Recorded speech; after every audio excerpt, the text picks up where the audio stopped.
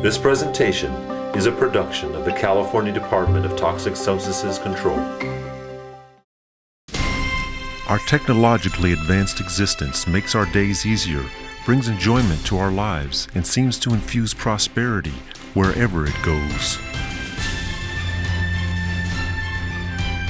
But this miraculous way of life also creates a deadly tide of toxic materials that threatens our health and the very way of life we cherish. We were looking into the eyes of a national catastrophe. According to one authority, the potential dangers toxic waste poses are second only to the threat of nuclear war. Basically a situation where you had indiscriminate disposal of hazardous waste. The trucks with the hazardous waste would back up, the truck drivers would just open the valve, and the waste went out right into the landfill. Businesses would dispose of it on site. A common practice would be to have a pit inside the shop somewhere dug in there, and you would dump your waste in that. It wasn't uncommon for someone to have a chemical that they didn't want anymore, and they took it out to the back 40 and they dumped it on the ground. Solvent, TCE, whatever, out of sight, out of mind. And we had drums of hazardous waste shooting up in the air like rockets.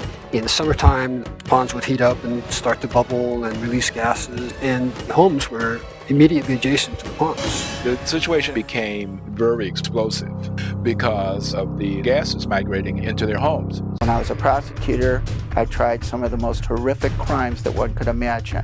I've never seen anything like the devastation that's wreaked by environmental violation. In 1974 in California, a team was assembled to stop the toxic ticking bomb. The hazardous waste program actually started in the vector control program, which was in the Department of Health Services. The vector control people would go out and they would inspect landfills, and of course they're looking for rats, mosquitoes, any kind of animals that can carry disease. How it grew out of the vector control section was that one of the major concerns at that time was people were disposing of toxic industrial waste in landfills. The man in charge of the vector control program at that time was a man named Richard Peters, and he was a very forward-thinking individual. So he established this little tiny group within the vector control program to look at industrial waste and come up with some other sort of remedies to the disposal issue. At some point, he also hired Harvey Collins. He was the first state employee charged with hazardous waste program startup in California. Then there were some people who were referred to us from EPA, I believe, but Harvey was the first one. And so there was a group of people that in 1970-71 were starting to draft the Hazardous Waste Control Act. There was Dr. David Storm and Paul Williams and Dr. Harvey Collins. And at the time, they were calling it the Industrial Waste Control Act. But Harvey told us that nobody in the legislature would pay attention to this because industrial waste was much too boring of a topic. And so they renamed it hazardous waste at like 2 o'clock in the morning. And they introduced the bill and it passed. And so that was the foundation of California's Hazardous Waste Control Program, and it was the first hazardous waste control program in the country.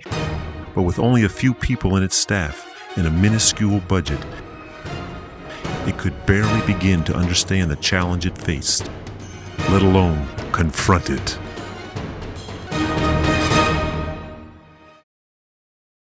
Yeah, I started in the Food and Drug Lab, then the Department of Health, at 2151 Berkeley Way, the old lab complex.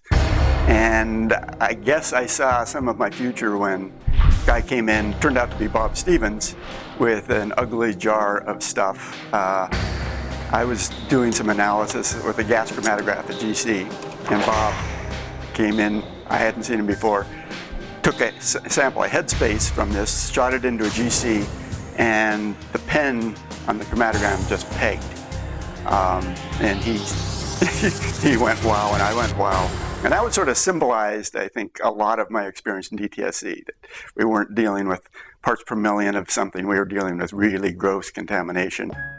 When I first started with the department, it was the Hazardous Materials Management section in Health Services. Statewide, there were maybe 50 people at that time, and that included down in the Berkeley office, Charlene Williams was one of the key people down there. I started with the department in September of 1979. I was a field inspector for a couple of years. Then I became a permit writer.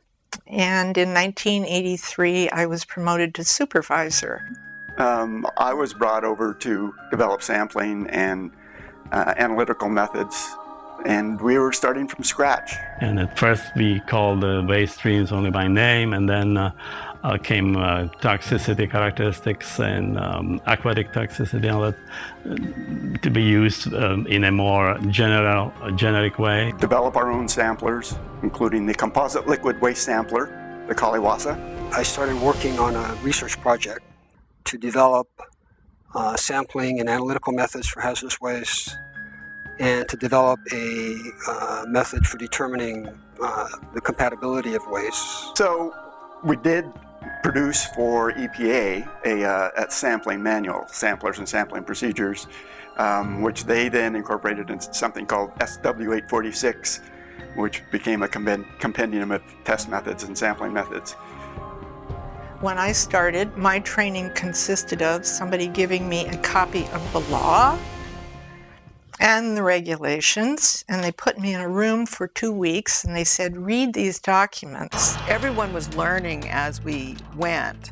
If you answered the phone and took a question about much of anything, you became the expert in that area. Didn't really have much in the way of personal protective equipment. The personal protective equipment that we had when I started consisted of rubber boots, little gloves that would be used in surgery, and we went to Sears and bought cloth coveralls. Based on my personal experiences, I sometimes marvel at the fact that I and others are even here today, given some of the things that we did in the early days. The first thing I did coming to the department was help to respond to public comments and questions regarding a fire that happened at a site where a fellow had collected thousands of drums. Stacked up in a way that it posed an imminent hazard, which became a real hazard when the site was torched. And we had drums of hazardous waste shooting up in the air like rockets. Drums had exploded, hurled across the flood control channel, impaling themselves on the fence on the other side. The water that was used to put out the fire went down into the LA flood control channel and caused a major fish kill. I started as regional administrator. There were, at that time, 10 people in the Southern California area, and we had the entire 8 Southern California counties to do permits, surveillance, and enforcement in. There were 10 people in the Berkeley office, and there were 50 people in this program statewide. And there were 4 inspectors, and we did everything. We tried to write permits, we did inspections, we tried to do site cleanups. And needless to say, we were very busy, and things were very confusing because you never knew what you were going to do from one day to another. The toxics program was just growing and getting started, and there was a huge demand on the agency to accomplish miracles, get rid of all of the illegal hazardous waste activities that had been going on for years, get all these permits out for the facilities, and get sites cleaned up.